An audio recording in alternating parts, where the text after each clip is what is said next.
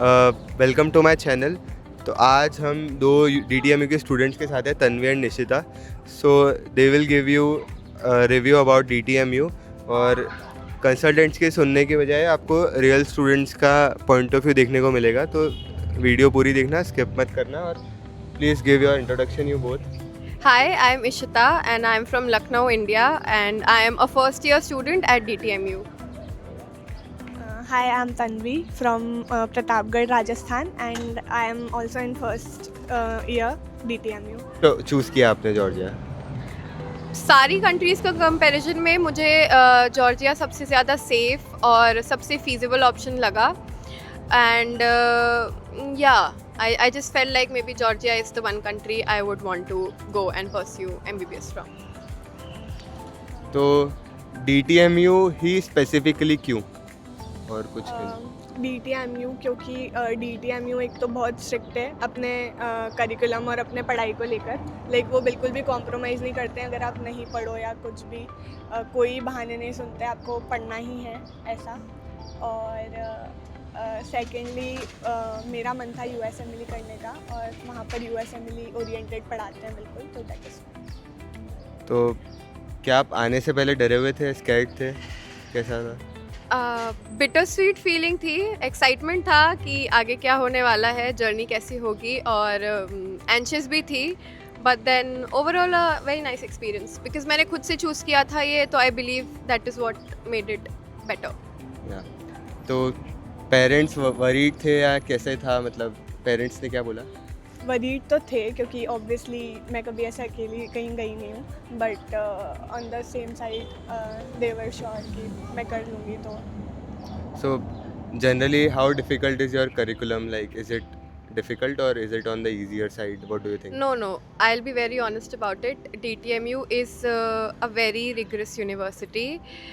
The curriculum is very strict. बहुत ज़्यादा quintessential एक वैसा ही एनवायरनमेंट है कि सिर्फ पढ़ाई बेसिस पे ही सब होता है, तो it is very rigorous, it is but eventually it is helpful, and I believe एक बार ही once you get the idea कि यहाँ पर कैसे चीज़ें हैं, सो you just make peace with it and you do well.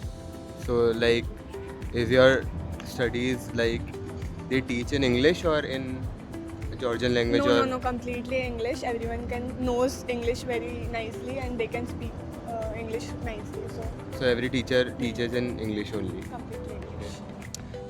Are your professors supportive, or how are they, like what's The professors are really supportive, and the one thing that stands out over here is that most of the professors which are here at DTMU, they have passed out from the same university, so they know how it is to be a part of DTMU, so they are very helpful, and yeah, they are just very So helpful. how much hours of study you do on the daily basis? मतलब कितने घंटे पढ़ना ही पड़ता है कि आज इतना पढ़ना ही पड़ेगा, और ऐसा? डेली हमारी क्लासेस 4 घंटे की होती है, दैट इज़ फिक्स, बट खुद से पढ़ना भी डेली पड़ता है, क्योंकि हमारी यूनिवर्सिटी में आज जो पढ़ाया वो कल पूछेंगे ही, और वो आपको आना ही चाहिए। तो ठीक है। रोज़ का 2-3 घंटा तो अलग से पढ़ना पड़ता है। So as you are in hostel, right? So how is your hostel life here? Hostel life is fine, I believe. For the first year it is Be truthful about it, like you can say anything. See, I'll be very honest. पहला साल because there's already so much on your plate, तो parents को और आपको भी थोड़ा convincing लगता है कि you should just go and choose a hostel for yourself. But since I am living in a hostel for the past 2 months, I feel like आपको सब जान पहचान रख लेनी चाहिए पहले about the hostel, the contract and everything. I'm not saying कि बुरा है, but I'm just saying that you should have an idea कि life वहाँ पे कैसी होने वाली है. It's obviously not going to be easy because you are in a different country, you're meeting different people, you're living with different people. But then आपको बस थोड़ा idea होना चाहिए about the hostel, and just do not trust any agent blindly for the hostel and stuff. अपने आप से research करो and then choose your hostel wisely. So how much money do you spend on a monthly basis? Like कितना खर्चा हो जाता है कि इतना तो मिनिमम होना ही चाहिए, और मैक्सिमम इतना भी कभी कभी जा सकता है, कितना बैठ जाता है?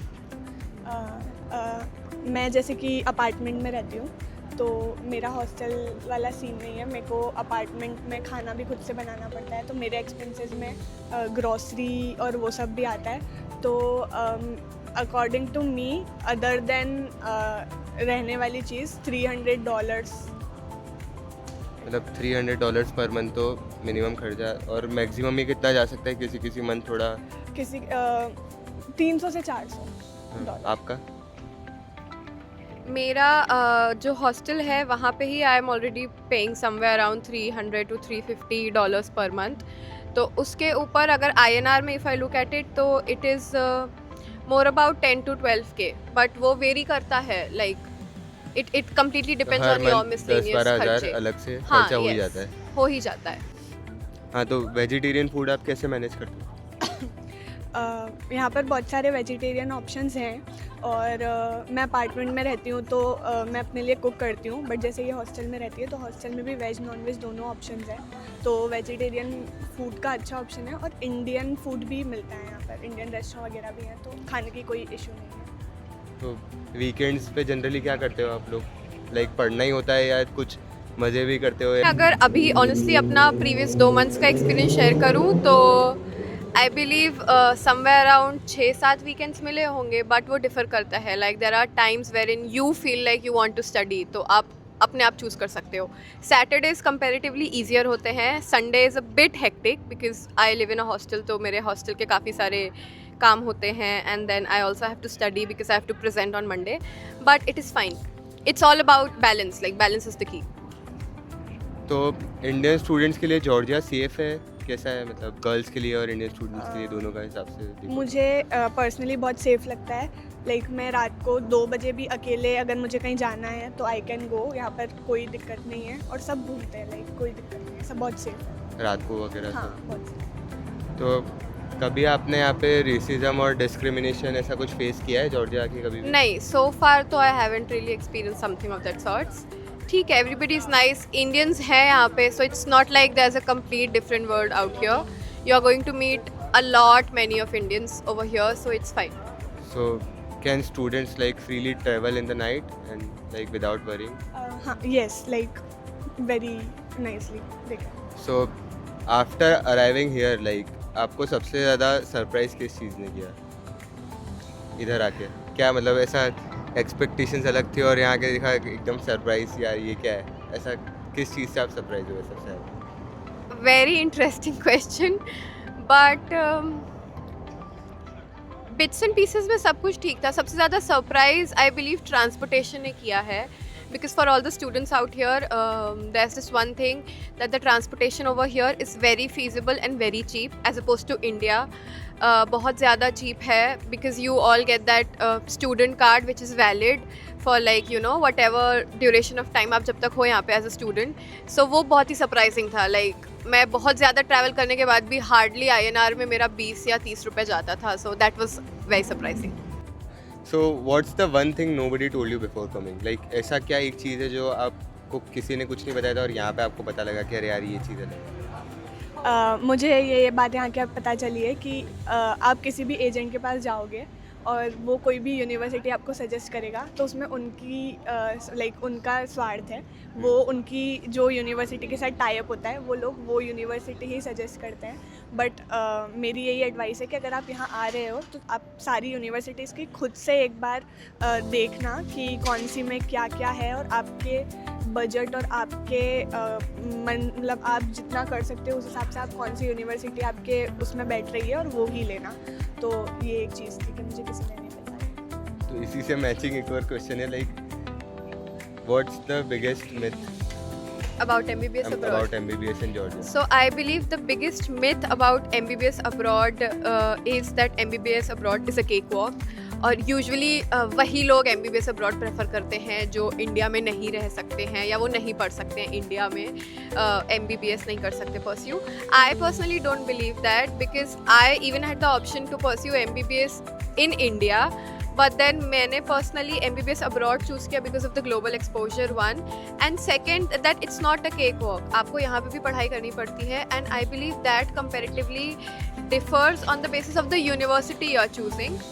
मैं पर्सनली अपनी यूनिवर्सिटी का शेयर करूँ, so DTMU happens to be a very good university. Curriculum wise the academics here is very good. So मुझे ऐसा लगता है कि as opposed to the other private colleges in India, MBBS abroad, specially DTMU Georgia में, you really have to study harder and more. So what is the biggest mistake students make before and after coming here in Georgia?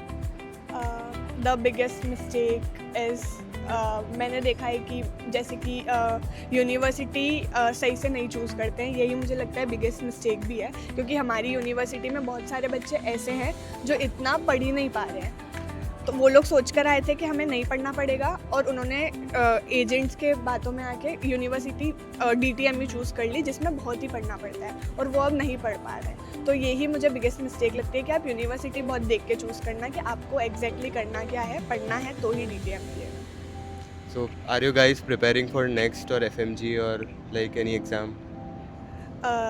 अभी तो हम first year में ही हैं, तो अभी इतना कुछ प्रिपेयर करना है ऐसा हमने नहीं सोचा. बट अगेन अभी मैंने DTMU चूज़ ही इसलिए किया था क्योंकि मुझे USMLE देने का मन है. तो हमारी यूनिवर्सिटी में मोस्टली USMLE के लिए ही पढ़ाते हैं, कह सकते हैं अपन. तो मेरा अभी तक तो मन है कि मैं USMLE दूँ. So what are the opportunities after graduation? Like After graduation, I believe the opportunities here are widespread. बहुत ज़्यादा opportunities हैं. You can appear for FMG, you can appear for the next exam, you can also appear for USMLE, especially if you are pursuing MBBS from DTMU, because the syllabus here वो पूरा same curriculum है. And you can also explore other options like the Australian medical exam, and then there's PLAB. So the options are open. It's not like आपने MBBS बाहर से कर लिया, so there's nothing you can do about तो it. आपको अगर फिर से एक चांस मिले, would you choose Georgia again? Yes, for sure. So like I am अगर आप- satisfied completely. ठीक है. Rapid fire round. 7 करोड़. टिब्लिसी और India? Tbilisi. Tbilisi. Most difficult subject? Biochemistry. Anatomy. Favourite professor? Subject बता दे कि क्या पढ़ाते हैं. Nini ma'am, pathology. Tekla ma'am, pathology. तो one word for DTMU. Best. Supreme. So from like the last question is from both of you. Like this is kind of a final advice from you both. Please continue. Georgia, आप अगर MBBS abroad में confuse हैं कि हम आए या ना आए, या कंट्री में थोड़ा भी कंफ्यूज हैं कि कौन सी चूज़ करें, तो आई फील लाइक बिल्कुल सोचे बिना आप जॉर्जिया आ जाओ. कोई बहुत अच्छा है सब कुछ, और सब कुछ मैनेज हो जाता है.